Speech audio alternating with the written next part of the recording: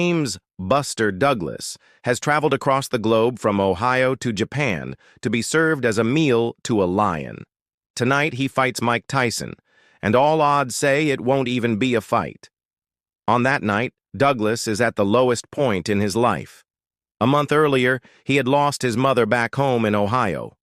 His partner has been diagnosed with a deadly disease. Every puffy face in a suit is on TV debating on if he can make it to round 2 as he steps into the ring with Tyson.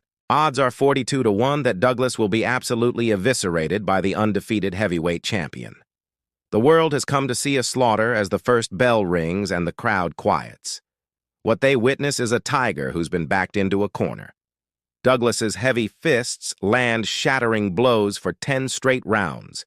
A stunned champion is thrown against the ropes, his vision shaken from megatons of flesh and bone crashing against his frame. Fists like hammers are thrown at his skull. And finally, blackout. When Tyson wakes up, the world sits in stunned silence. There, in a musty arena in Tokyo, Japan, David stands atop Goliath. Now, 10 years later, Douglas is retired. But back in Japan, another fighter has chips stacked against them. The once great house of Nissan now sits in disrepair. Its bank accounts are overdrawn, facing billions in debt. Bankruptcy tightens its noose around their necks. Italy and Germany have taken over the sports car universe. But like Buster Douglas had done in 1990, Nissan rises up from its broken throne, bares its bloody teeth, and rips their opponents' heads off. At the dawn of the millennium, the automotive world saw its greatest upset when a bloodied, over-the-hill fighter unleashed a twin turbo-powered uppercut to the face of everyone who doubted them. In the 10th round, as the lights began to dim on the empire of Nissan, a samurai sword was unsheathed to slash its blade across the throats of Ferrari, Lamborghini, and Porsche. Their blood spilled in the name of Japan's greatest champion, the GT-R. For one to rise, they must fall. This has been the story of many great champions, and the same could be said for the automotive industry of Japan in the 1990s. Japan's economy, once the envy of the world, had flourished throughout the decade. Their cars were everywhere, on the streets of every major city, and adored by enthusiasts for their innovation, affordability, and raw performance.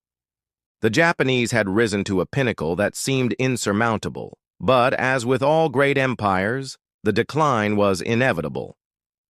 In the early part of the decade, the world had embraced Japanese cars. The Toyota Corolla, once considered a humble economy car, became the best-selling car in the world. Parents bought Honda Civics for their children, sending them off to college with dependable, economical rides. Enthusiasts, too, had their fill of the high-performance machines, as the Japanese sports car scene exploded with cars like the Nissan Skyline GT-R, the Mazda RX-7, and the Honda NSX. The world had seen Japan as a powerhouse, both in terms of technology and innovation. But as the new millennium approached, the very factors that had propelled Japan's rise began to falter. The world that had once been enchanted by Japan's affordable, fun-to-drive vehicles began to lose interest. The global economy was shifting, and Japanese automakers, long accustomed to dominating the affordable performance car market, found themselves struggling with an emerging wave of new priorities. The affordable, driver-focused vehicles that once made Japan a leader were now becoming a luxury. It was no longer just about performance. It was about prestige.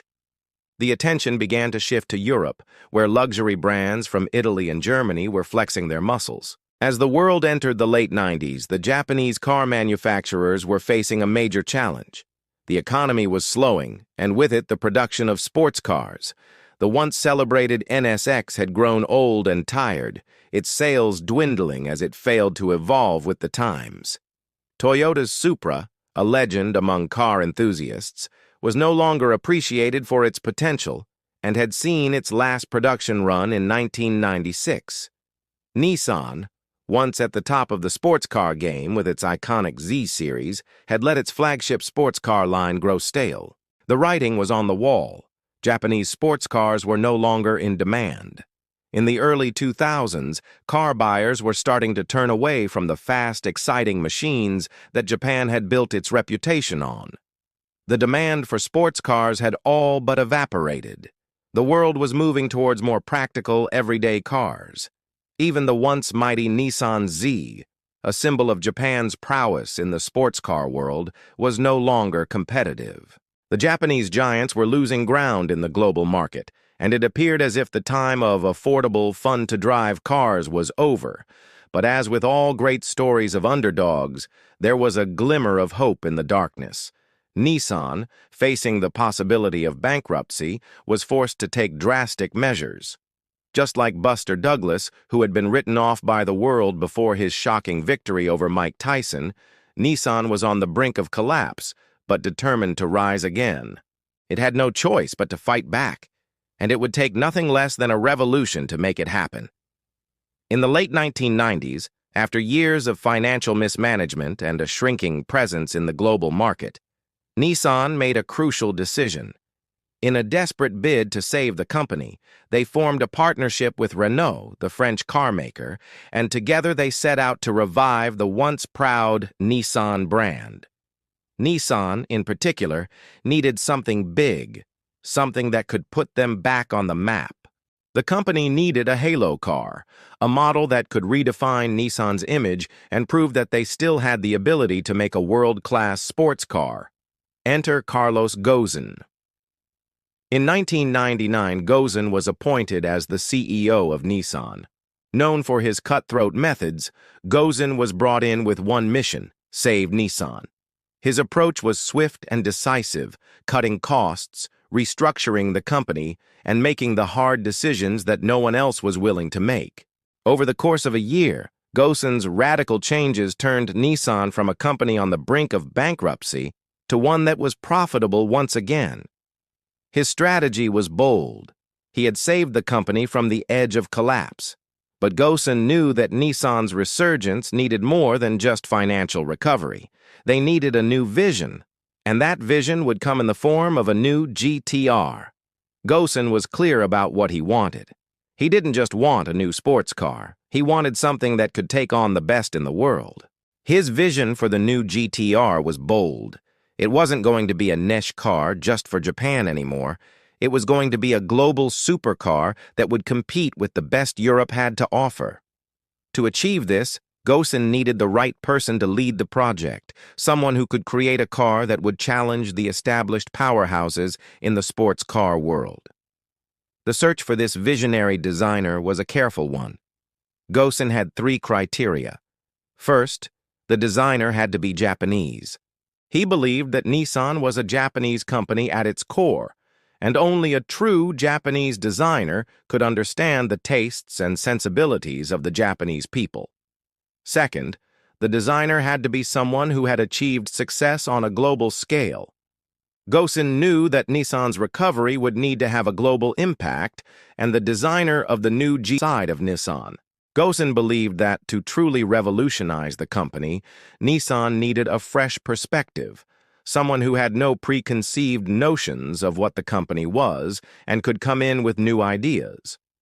This search led to Shiro Nakamura, nicknamed Fingers, a designer who had worked for Isuzu and was part of the team responsible for the Isuzu Vehicross.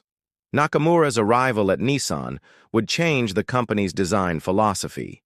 His first major project was the rebirth of the Z, but it was his work on the GT-R that would become his true legacy. Nakamura, with his bold, unconventional ideas, was tasked with designing the car that would bring Nissan back to life. The new GT-R would not just be a car, it would be a statement.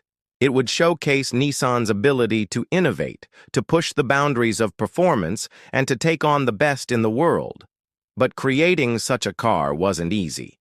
Nakamura and his team were determined to make a car that would rival the best, and they went about the task with the determination of a fighter who had nothing left to lose. The design process for the new GT-R would be long and painstaking. Nakamura's team worked tirelessly, pushing the boundaries of what was possible with car design. They worked with wind tunnels, clay models, and the latest in aerodynamics. The car had to be fast, yes, but it also had to be beautiful and aerodynamic. The result was a car that was sleek, masculine, and unmistakably Nissan. Nakamura's vision for the GT-R was that it would challenge the traditional norms of sports car design. It wasn't just going to be a car that looked fast. It had to be fast, it had to be innovative, and it had to be a symbol of Nissan's rebirth. The first draft of the design took 2 years to finalize, but when it was done, it was clear that the GT-R was going to be something special. In 2005, the prototype of the GT-R was unveiled to the world, and the press was stunned. The GT-R had the performance of a supercar, but at a fraction of the price. It was a machine designed to compete with the likes of Ferrari and Porsche, but it would be available to a wider audience. The final specs for the car were jaw-dropping. The GT-R's engine, a twin-turbocharged V6, was capable of delivering over 470 horsepower. The car was equipped with cutting-edge technology, including an advanced all-wheel drive system, and its lap times on the Nurburgring were faster than those of the Porsche 911 Turbo. The world was ready to see Nissan rise again, and the GT-R was the car that would make it happen. When it was released in 2007, it not only beat its competitors, it dominated them. The GT-R proved that Nissan had not only regained its footing, but had surpassed expectations. The underdog had risen from the ashes, and it was ready to take on the world. The GT-R was not just a car, it was a symbol of Nissan's resurgence. It was a car that showed the world that Nissan could still create something truly special, something that could compete with the best in the world. And as the GT-R raced around the globe, winning hearts and minds, Nissan's empire began to rise once more. The GT-R had proven that, no matter how hard the fall, the rise was always possible. Sure, if you were lucky enough to be above middle class, you still had some options. Italy, sensing that there were still customers looking for breakneck performance, began its supercar revolution in the 90s. F355, Diablo, Zonda. Germany doubled down on being the premier choice of dentists, doctors, and architects, the M3, the SL, and most importantly, the indomitable chariot of the golf course. Middle-aged men who had money, a desire for speed, and a lack of originality. The Porsche 911 as the world's clocks ticked over into the year 2000. Going fast was becoming a luxury only the upper class could afford. While Toyota embraced this new beige era and sold Priuses and RAV4s as the ground underneath, Nissan began to crack as they began to slip away into bankruptcy. They made a last-ditch effort to survive and called the French. In the late 1990s, car companies began to consolidate power, sometimes not merging completely, but forming a kind of co-ownership. In 1999, Nissan and French manufacturer Renault did just that. Each of them bought a large chunk of stock in each other's brand, giving both sides a seat at the other's ownership table. Inside of Renault at the time was a rising star known for his cutthroat practices in the name of budget balancing, Carlos Ghosn. In the 90s, he had been brought over from Michelin to save Renault from bankruptcy, and in a year he had turned the then-failing French brand into something profitable. So naturally, when Renault got a peek at Nissan's dismal financial state, they made Ghosn chief operating officer to save them. Immediately, he set about making a plan. He called it the Nissan Revival Plan. Its obvious goal was to make Nissan profitable in just 1 year at any cost, and he claimed if he couldn't do it, that he would resign. There were, of course, layoffs. Restructuring plants were closed, and what wasn't bolted to the floor was auctioned off. Many careers, lives, and families in Japan were devastated, but it worked. In just 12 months, Nissan went from a loss of $6.5 billion a year to a profit of over $2 billion with a new budget surplus. The logical next step was to spend it where it counts. Nissan's boring, arcane car lineup. Nissan was and still sort of is the king of making the same car for longer than anyone else. In the year 2000, their competitors' cars were based on 2-year-old designs. Nissan's lineup had been on the shelf for 8 years. Almost immediately after taking over as CEO in 1999, Gosen set out to find a new design lead for Nissan. This person would be in charge of not only a refresh of Nissan's current lineup, but of building the definitive halo sports car of the Nissan brand, the new GT-R. Gosen's new vision of the GT-R was to not make it just a performance variant of some passenger car sold only in Japan, but a halo car that would have an impact around the globe.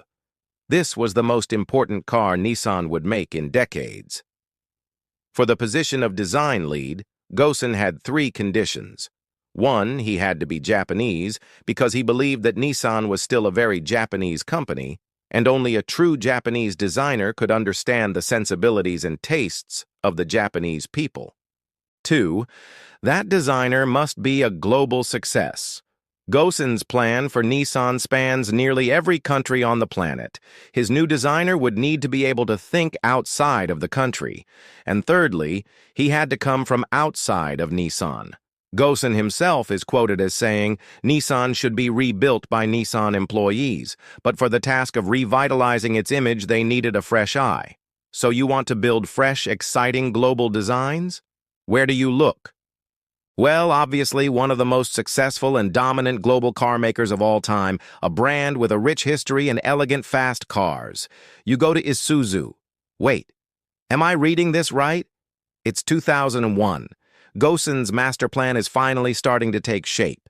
New design director Shiro Nakamura, who went by the name Fingers, had been poached from Isuzu, where he had been part of such masterpieces as the Isuzu V-Cross. I don't care what you say. That is one cool little car for the 2001 Tokyo Motor Show. Fingers orchestrated one of the most interesting lineups ever seen. Nissan's new Z concept garners massive acclaim. The fair lady is back and people want it. The Leaf shows that Nissan is ready to pioneer in the new EV playground. The Nissan Cube is an asymmetric people mover that shouts out the name of fun and practical.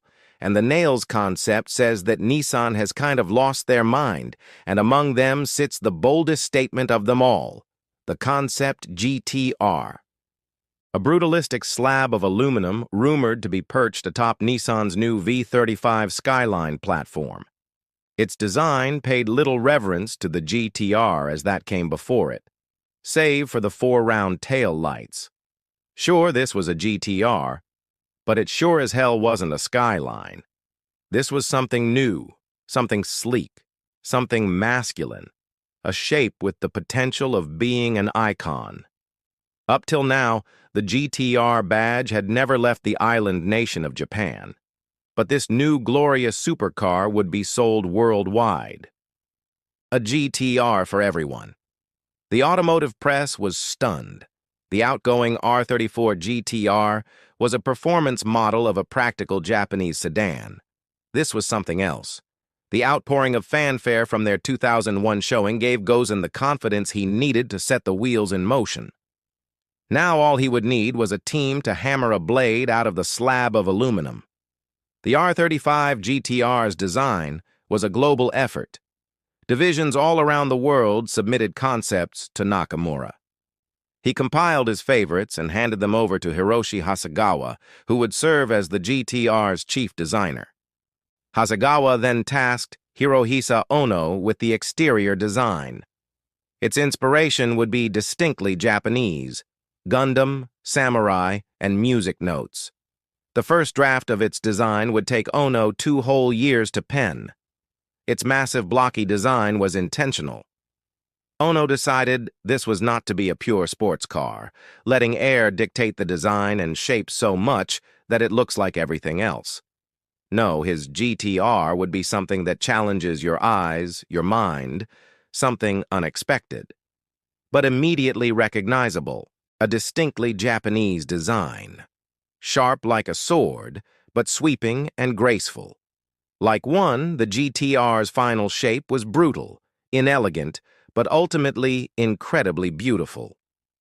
After the initial 2003 design work began in earnest in Nissan's wind tunnels, clay models were being shaped over and over, all in the name of perfecting the hard lines of the GT-R to behave at speed.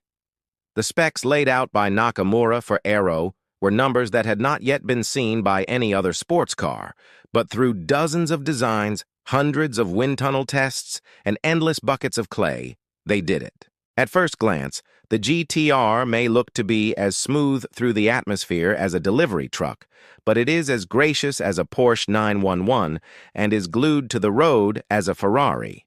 Now, it just needed to be as fast as one, too. In 1972, a Japanese man joined the ranks of Nissan as an engineer at just 20 years old. His name is Kazutoshi Mizuno. In 2007, he would be known as Mr. GT-R, but in 1972, he was not their star employee. He's lazy, shows up to work late and leaves early. He's, well, 20 years old. His bosses notice his lackadaisical attitude and decide to give him some perspective. Mizuno is sent by his bosses to a local dealership to sell cars to people face-to-face. There he is approached by someone facing severe disabilities. They needed a new car to get back and forth to the hospital. "This car is my whole life. It is like a person, a member of my family," the buyer tells him. Mizuno then realizes that cars are more than just boring machines. They're important and they are necessary. He realizes that the most important thing about any car is that they are nothing without a customer. Mizuno would have a long and storied career at Nissan. He would join the Nismo team in 1987 and help push the R33 GT-R onto the track at Le Mans in 1994. His hands would help create the new Z33 Fairlady, the Infiniti FX, and the Skyline V35. And in 2003, Gosen approached him as the lead engineer on the R35 GT-R project, and promptly Mizuno rejected the job offer. You see, Gosen demanded that Kazutoshi make the R35 on Nissan's FM platform, the front midship platform used by all of Nissan's rear-wheel drive cars at the time. Kazutoshi said that it could not be done. To prove his point, he made a prototype with an upgraded platform now known as the PM platform. And he was right. The PM platform was superior in almost every way. Gosen, with egg on his face, relinquished full control of the GT-R's development. To Mizuno, having worked with GT-Rs his entire career, Mizuno understood that this was not to be a mere sequel to the R34 GT-R, but Nissan's first real supercar. A supercar nearly 40 years in the making.